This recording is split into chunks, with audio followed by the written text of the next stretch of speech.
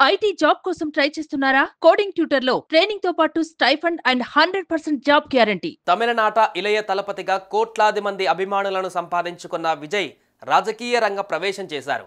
ఇప్పటికే తాను స్థాపించిన పార్టీ పేరును అధికారికంగా ప్రకటించారు. తమిళగా వెట్రి కలగం పేరుతో ఈ ఏడాది ఆయన కొత్త పార్టీని ఏర్పాటు చేశారు. తాజాగా ఆ పార్టీకి సంబంధించిన జెండాను ఆవిష్కరించారు. చెన్నైలో తన పార్టీ కార్యాలయంలో విజయ్ ఈ జెండాను ఎగరవేశారు. ఈ కార్యక్రమంలో ఆయన తల్లిదండ్రులతో పాటు మద్దతుదారులు, అభిమానులు పెద్ద సంఖ్యలో పాల్గొన్నారు. పార్టీ జెండాతో పాటు పార్టీ గీతాన్ని కూడా విడుదల చేశారు విజయ్. చెన్నైలోని పార్టీ కార్యాలయంలో విజయ్ పార్టీ జెండాను ఎగరవేశారు. ఎరుపు, పసుపు రంగులతో కూడిన ఈ జెండాలో 2 ఏనుగులు, మధ్యలో వాఘై పుష్పం ఉంది. వాఘై అంటే మన దగ్గర రోడ్ల పక్కన నాటే దిరిసేన చెట్టు. తమిళంలో వాఘై అంటే విజయానికి చిహ్నంగా భావిస్తారు. వేదికపై ముందు పార్టీ జెండా విడుదల చేసిన విజయ్ ఆ తర్వాత పార్టీ కార్యాలయంలో ఏర్పాటు చేసిన ప్రత్యేక 40 అడుగుల స్తంభం పైన పార్టీ జెండా ఎగరవేశారు.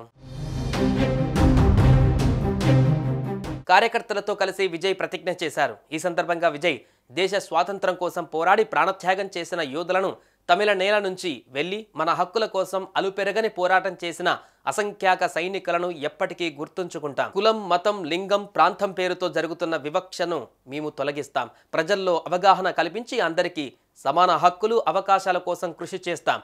సమానత్వం అనే సూత్రాన్ని బలంగా సమర్థిస్తామని తన పార్టీ అజెండాను ప్రకటించారు.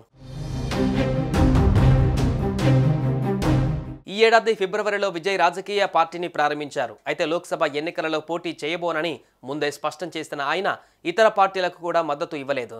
2026లో జరిగే రాష్ట్ర శాసనసభ ఎన్నికలలో బరిలోకి దిగుతామన్న విజయ్ తాజాగా పార్టీ అజెండాను ఆవిష్కరించారు.